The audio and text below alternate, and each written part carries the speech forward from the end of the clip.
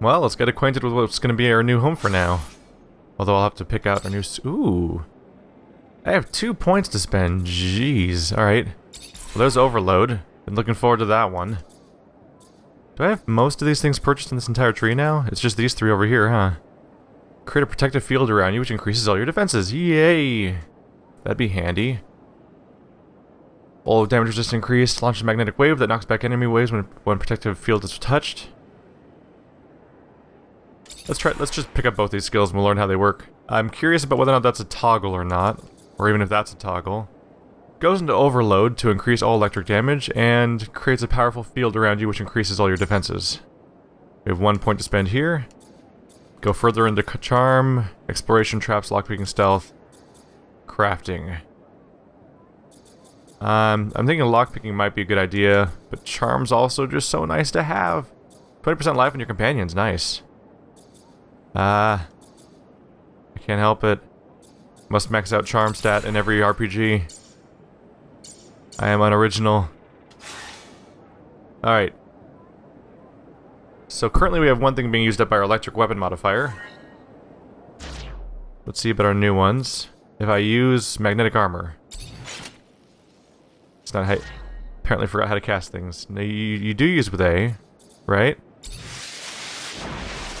Ah! It's also a thing you turn on and it stays on.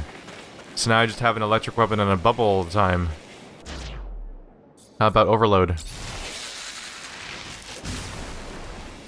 Huh. They both use up slots, which is obviously concerning.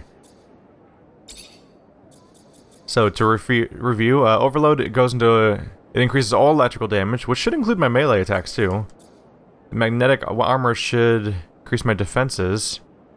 I can then add life regeneration or 5% additional defense. Alright, so I think the next thing to do is probably going to be to do a tour around here to pick up the modifiers for all my skills to make them better. Make it so I can use Electric Storm more often, for example, and maybe that'd become my primary attack, as opposed to Electric Arcs, maybe. Upgrade Electric Fist to be, I would say, more likely to immobilize your enemy would be a good thing. Electric Weapon, I'd want a higher disruption chance. The better my disruption chance, the means I can just hit people and they'll stop moving and they don't hit me back in the middle of the combo. Magnetic Armor, I'd probably want to go for the defenses. Seems like a relatively small amount of life regeneration overall. And as my health increases, presumably that would become even more comically low for a health regeneration because it's a static and not a percentage. That said, going by Bound by Flame, it's very reasonable that my life doesn't really go up in this game. Let's see, I'm probably sticking at some... yeah, I'm at a nice static number of 100. This is very much in line with how they handled Bound by Flame. You're used to the idea of leveling up and making all your stats go up in other video games, but in this game, in their games, you usually get some new skills and a few modifiers that affect combat, but your character doesn't usually become that much more powerful from a stat perspective over the course of the game. The game kind of flatlines for the entire way. So, if I go to a specific spot like Constitution should be a way to increase my health? Yeah. So, if I put 5 points into Constitution, I would then have 150 health. Like, that's how slowly health goes up in this game, is you can eventually get it up by about 50%. Which I think was about accurate. I think the best you could do in all of Bound by Flame, if I remember correctly, was increase your health by 50 to 100% of its original number, and that was about it for the full campaign. Whereas we've all played our share of games where you start off with like 100 health and you end the game with like 20,000 health or whatever that, or whatever, 2,000 maybe. Some relatively larger number. Did I get any new things? Ooh. 20% higher chance of disrupting, 3 bonus damage, requirement 1 power. So I got new gloves. No new stuff for my gun and shield stuff. How are we doing on chest pieces? I've got some stuff listed here. Abundance soldier's uniform. I'm not really feeling super loyal right now, to be honest. Oops. And this is my only hammer I can use until I increase my stats. These ones have lower stats right now. There's iron, yes. Steel hammer 3 strength, iron hammer 3 strength, 2 strength for the maces. So I want strength if I want to be able to use higher level maces, unless I decide to change stances at all. That said, having defensive modifiers on my character would probably come in handy, if I'm using a shield. So then I can just tank out in pretty strong ways. But it also might enable me to use other stances with less fear of going down in like a couple hits. Because one of the reasons why I like to stick to the shield so much is actually the fact that when I get attacked, I just go down, like, immediately. And unfortunately, a lot of these guys like to focus on me exclusively and ignore my teammates. Admittedly, I'm the guy with the big shield that looks like the tank character, and these characters, not so much. One of them's a scientist. Feels a little at odds with the environment. It is funny going back and seeing, though, that, like, I was questioning whether or not those were my true party members because they seemed like such generic, sidekick characters. I'm like, really? Are we doing this? Usually you have a colorful cast of characters. So the fact that this happened now makes it all make all the more sense. So do I use the front gate or just take the stairs? Oh, that opens right up. Legendary City of Noctis. How is it legendary exactly? It's neat. I feel like we drove for a little bit and then crashed down and then walked here. So, like, it's not... Can't be that impossibly secret, can it? I don't know. Maybe. If the surface of Mars is that inhospitable, maybe it's easier to sneak something around like this around. The most exotic goods on the planet. All here, in one stall. I just need information. The only information I have is about my goods. I wonder if anyone ever has anything to say there, or if they always just like deflect the concept. Just doing a quick scan to see if there's any fluid regeneration. Oh, wow, that was at the top, so I missed it at first. The Aurora Technomancer's mask costs me not very much. I can't read that very well. 197. Thank you for putting your head behind the value so I could read it. I can afford that, absolutely. It also matched with my overall getup. Right now I'm just wearing random weird objects. I want that fluid regeneration up, especially if I'm going to start reserving the spots for other skills. We're going to need regeneration to ever use 2 attacks. Not seeing much other luck here. Oh, he sells the Technomancer's jackets, so if I didn't get them somehow or lost them, I could buy them here, it looks like. Seems like that's probably going to be the standard getup then, is to have one of everything. Yeah. Technomancer's boots are here, as you'd expect. Not much else going on. Any weapons there you're going to sell that are better are probably going to be too powerful for me anyway. Their spiked shield is better. Lower chance of disrupting, +2. The resistance is a little higher. Constant parry is a little higher. Requires a little strength. I'll buy it. Here we go. So we got new goggles. I mean, we got a replacement for our... Whoa, Jeffrey's helmet. Resistance to electricity. So I got this from the boss fight. It's an anti... Well, it's actually a relatively tanky helm, but it also has energy resistance. So I got that guy's loot. Okay. I thought that we just got kicked out without being able to take any of it with us. That's the Aurora Technomancer's mask. Yeah, I mean, we met them before, so I know that, but... Just looks a little silly to run around with my eyes covered. Do I have the rest of Jeffrey's set? I don't think I saw any other pieces related to it. There's the new shield. That's a dramatic looking shield too. Whoops, sorry. Alright, I'm gonna do some inventory management and I'll try to deck these characters out with a few things and maybe sell off my spare items because I'm definitely filling up a little bit. Here we go. They're wearing higher defense equipment. She's wearing Jeffrey's helm in particular. They have better weapons on. I'm wearing my Technomancer set at this point, and I've sold off the spare duplicates of everything and spare items and just sort of loosened up our load.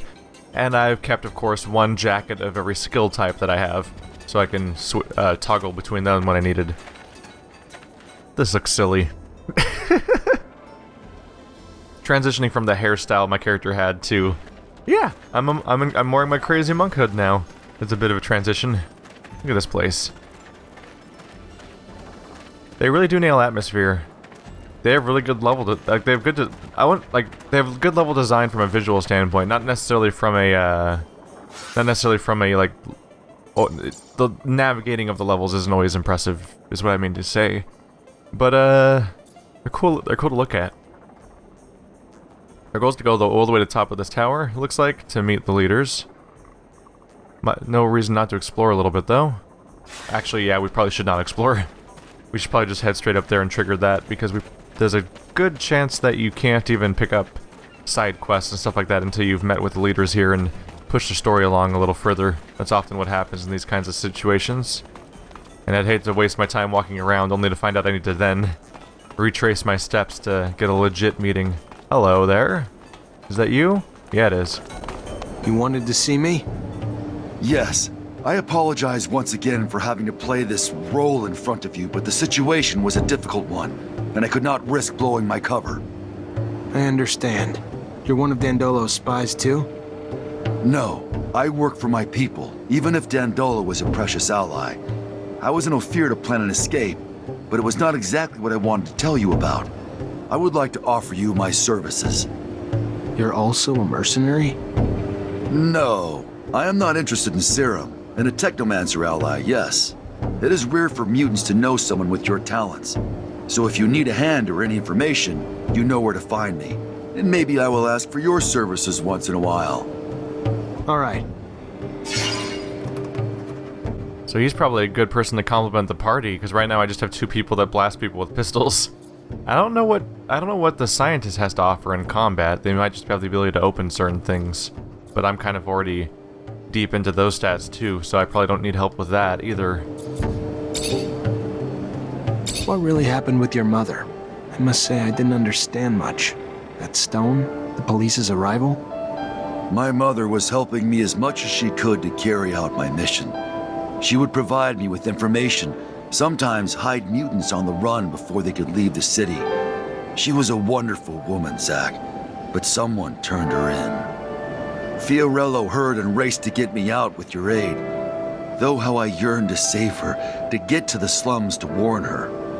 But I knew I could not. You, though, could.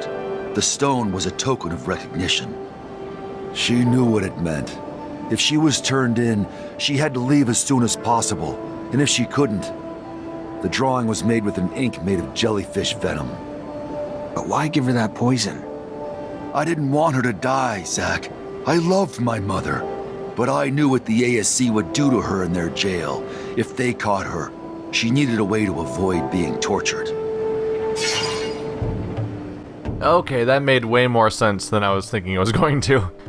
To be fair, I was immediately biased against it making sense, because the cutscene itself was playing out with, I think it was Ward, standing inside the mother while she was dramatically dying, because the characters were overlapping each other in the cutscene. I'm like, oh, this is not having the effect it's supposed to have because of this. So I was with that level of, well, I mean, we'll call it a little bit of incompetency, honestly, with the stuff playing out that way during a cutscene. It was very easy to accept the idea that the cutscene itself might not make sense, but hey, it does. That was actually I thought, like, I'm like, why the hell would she swallow a stone?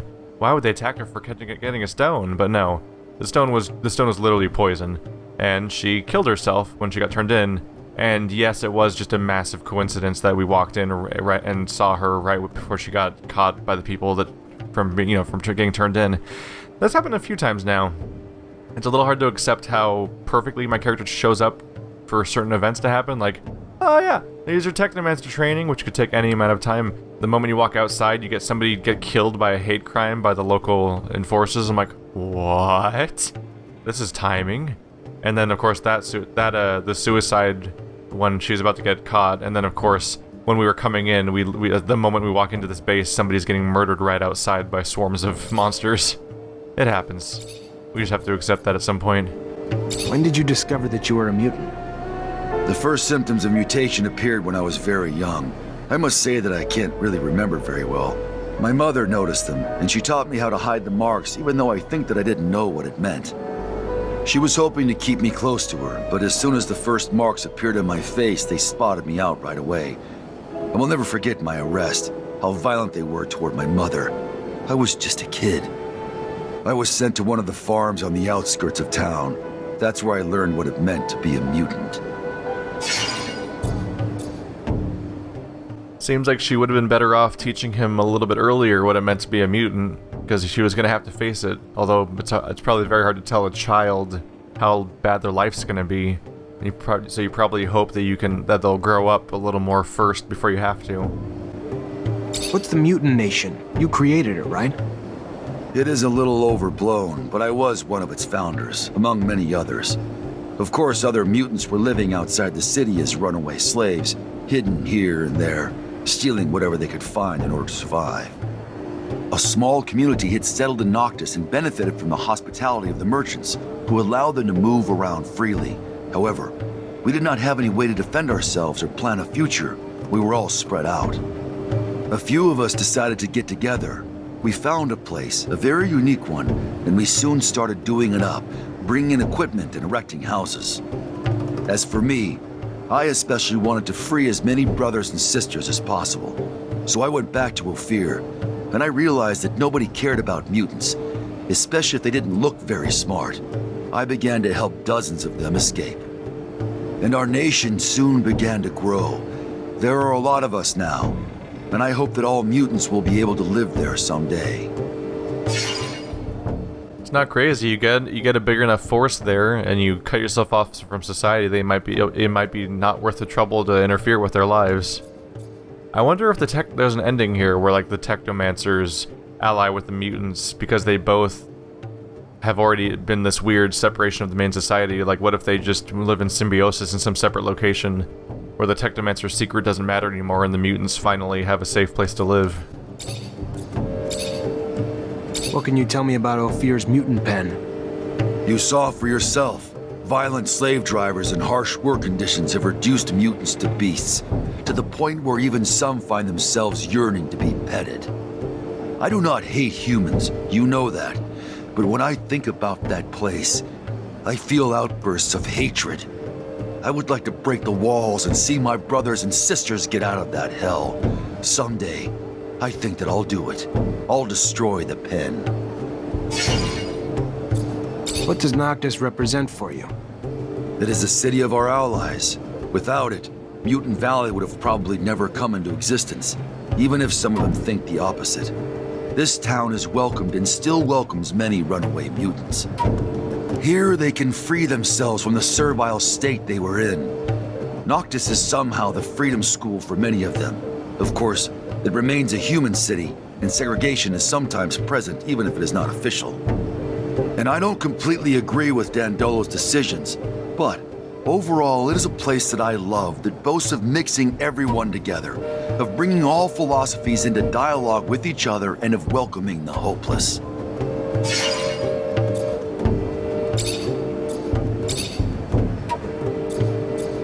What do you think of Nisha? She's an unusual woman, Zach. She was locked up, tortured when she was a child. She managed to get out of the situation, and despite what she went through, she went back to Ophir under a false identity. Believe me, you have to be strong to do that. She is the best possible spy. She helps us as much as she can by providing us with vital information on the slave transfers so that we can go free them. And I know that Dandolo respects her a lot. But watch out. She is far from being the sweet and smiling young woman you met in Ophir. She is brilliant, generous, and she can also be merciless. So she's got a dark side, and she sort of puts on a face.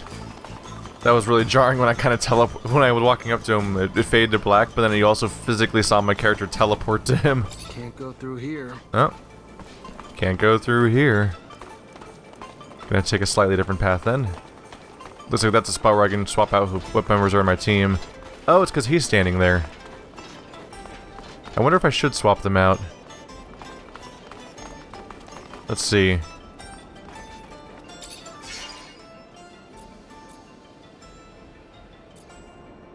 Oh yeah, so Andrew is actually useful as a party member. I'm trying to get it perfectly straight who this guy is, because it's been a little bit of time. He's the one-armed guy. I'm a little off track. Is he the guy that I freed and then had him met with the other Technomancer? Huh. There's been enough faces that you don't know right away which ones you gotta remember. We have 5 party members already. I did not realize that Amelia was also a playable character too. Yeah, I don't know how useful Scott will be. Huh. Let's try bringing Phobos and Nisha around. Oh, no longer calling you Beg, huh? Look at that weapon. He's got a huge weapon. Could use a tanky character for the front line. Does he have more than 100 hit points, I wonder? Whoa. Amelia has 271. 343. 421. 271. Wow. I'm just the one person stuck at 100 hit points. Beg has 4.5 times as many hit points as I do, basically. Phobos. Gotta remember that name. I wonder if these are all the party members I get for the game. We very abruptly went from having 2 party members to getting rid of those 2 party members to adding 5 over the course of 20 minutes of gameplay, basically. So I've got a very big cast of characters to swap through. You gotta look for the tiny door inside the big door. At that moment of confusion of like, how do I open this? Really? Wow. Meet the old boss same as the new boss, huh? Or meet the new boss same as the old boss. You go to your new promised city and immediately like, oh, look, it's more mutants doing it's literally the same mutant copy pasted from the other location, but it doesn't immediately give you the best impression of this place and gives you an idea that maybe this place might be just as bad in some ways. Who knows? Is that Scott? Hey, you! Yes, you! Do you have a moment? No, you're not Scott. I thought he might have teleported over here. He's a zoologist. Hey there. Hello, I'm Brett. And you are? Zachariah. A pleasure then, Zachariah. Are you a hunting enthusiast, a trapper, specialist in local species? Maybe a strong fellow like you might be a mixture of them all. Sorry to disappoint you, but I'm none of those things. Ah, well, my hope got the best of me. I've been looking for someone to aid in my studies. A shame. Sure you're not a hunter, or even someone who'd want to try his hand at it? Can you tell me what's going on? Yes, of course, of course. You see, the focus of my study is the planet's fauna, all the insects and animals brought by the settlers that have since mutated, much like our own mutants, if not in a more spectacular way. Now, I've studied the most well-known of the creatures, of course, but I have heard of much more rare specimens, which I would go to any lengths to study. It would offer great insight into the animal mutations. Anyone can admire their beauty, but what we need is to understand how they came to be what they are. We need to study their anatomy, but they are, of course, rather dangerous. So you need a hunter to find them and bring back your specimens. I might be able to help. What are you after? Well, there is so much. There's a black mole and a shield toad. Also a locust I've named Locusta tempestatus, or more colorfully, the storm locust. It's been spotted in the tunnels beneath Ophir. Yeah, no big deal. I'll just go right back to, I'll go right back to Ophir. They love me there. What can you tell me about the storm locust? Locusta tempestatus? Well, very little but what has been told to me, actually. It is a creature, by all word, that seems to feed on electrical sources. Looks like an ordinary locust, which we know also shares the taste for electricity, but it's much larger. Perhaps its purportedly massive thirst for electricity is simply in proportion to its size? I don't know, but I'm hungry to find out. What do you know about the black mole, besides the fact that it's black? Well, its name is somewhat of a misnomer. It isn't really black. Darker than the others for sure, but not black. Its skin, though, seems to sweat venom. Wonderful, isn't it? Imagine. What a wonderful defense. Yeah, wonderful. Always dreamed of catching poisonous moles. Isn't it fascinating? A beautiful scientific mystery. So what I'm hearing is exclusively use ranged attacks on that one. Already expecting the worst, but, why is it called the shield toad? Those who have had the rare opportunity to see this beautiful creature say its skin is nearly armor-like. In fact, nothing seems to be able to pierce it. No arrows, not even conventional weapons. The hunters take their best shot, but always run away terrified. Delicate little things humans are, but there has to be an explanation for this extraordinary mutation, and I must find it. Well, that one sounds like I definitely need to use lightning on it. Chest! Mine. All your metal components belong to me. And only me. Anyone else around here want to talk to me? You gotta keep your ears open in this game because they just like to start shouting at you from a distance, is usually the cue. Alright, let's head back upstairs. So I figure a lot of stuff's gonna be prompted by me actually starting the story around here. Looks like that's probably my personal quarters are on the corner there. There's a workshop and a storage location. But no bed yet.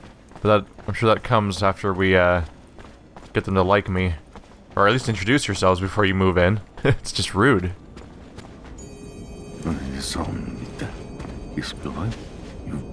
Check the leading against me. Ah, and here comes the rare pearl, the diamond in the rough that my Nisha tells me about. Come, young man. Technomancer. Was a lieutenant in Abundance. Then welcome to Noctis Labyrinthus, Technomancer, former lieutenant of Abundance.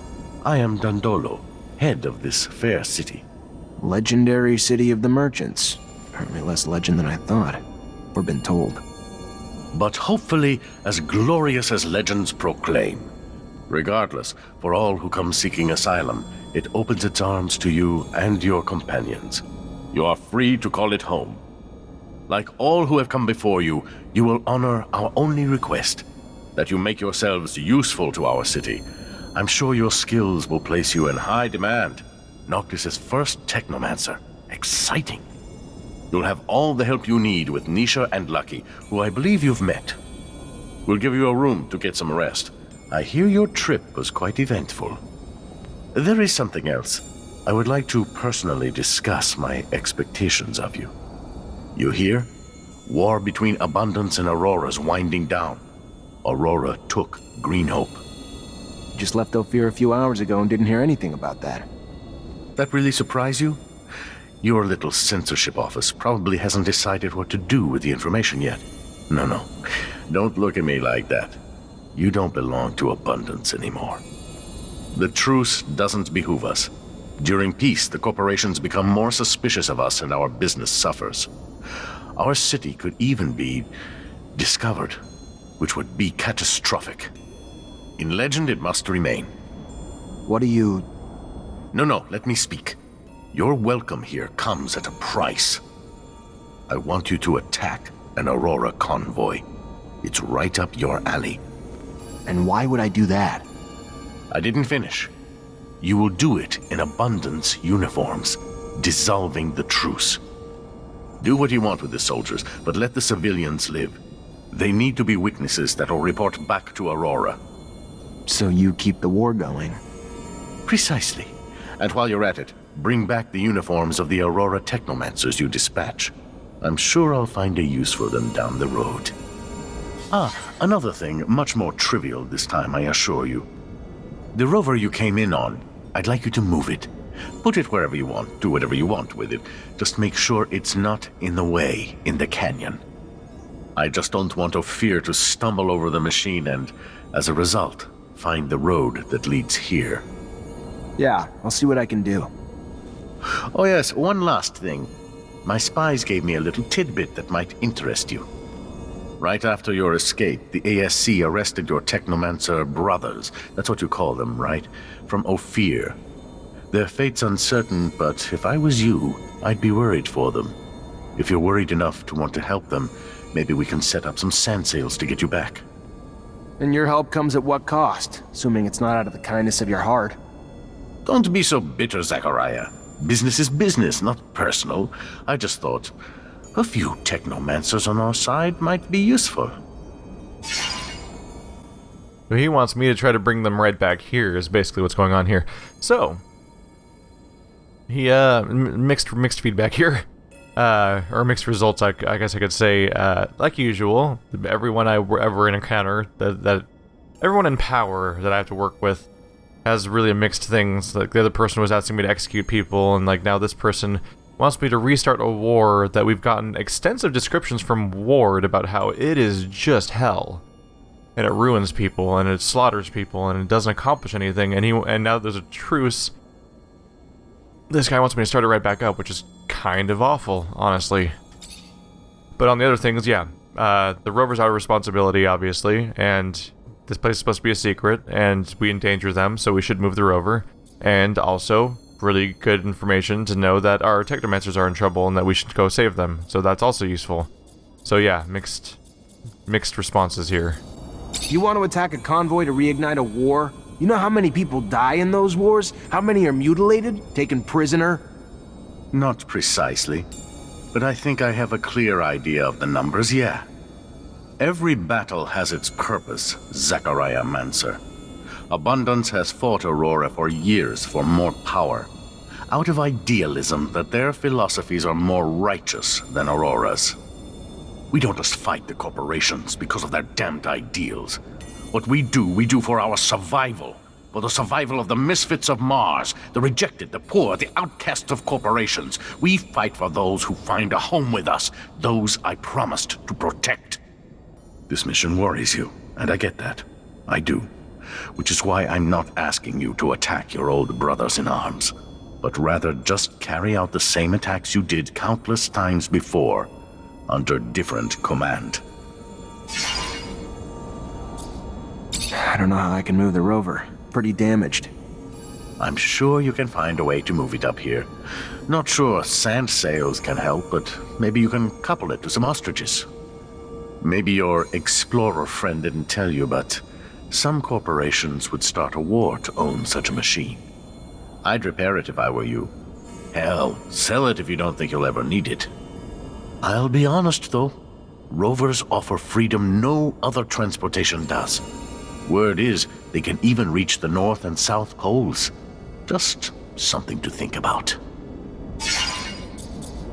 How'd you find out about my brothers so quickly?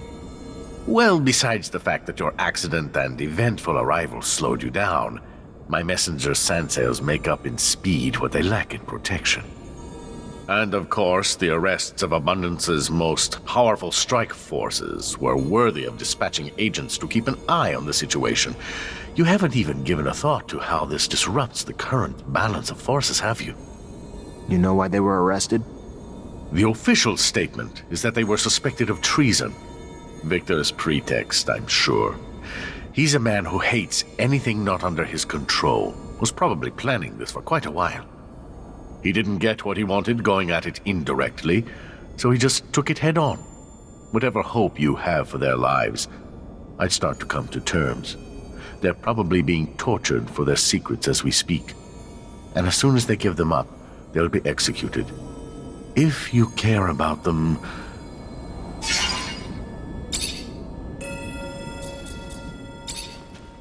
Alright, we got some projects to get involved in. I'm also excited to see a sand sail. I don't think I've seen one yet, I want to say. And I'm currently imagining like a metal surf or some kind of maybe like a fiberglass surfboard. I can't really think of what let's skip the part about what it's made of. But I'm totally imagining like a surfboard with like a sail, like a triangle sail. What do you mean? About using the convoy attack to reignite the war. The mutants will suffer first. After that, everyone will suffer. I just wonder what Dandolo gains from all that pain. I know it sounds bad, but what do you think Abundance or Aurora would do if they found our little outcast city? Dandolo may be cruel, but in the end, he only wants what's good for Noctis. It's still all quite worrying. But yeah, I'm totally picturing like a sailboat, that triangle sail that you get, the single one for like a personal sailboat, that attached to a surfboard just flying across the ocean of sand. Anyway, we'll get some rest, and we'll live to fight another day. New home, get comfy. Of course, you never lay down, you just sort of sit on beds and in full clothing. It's never not weird.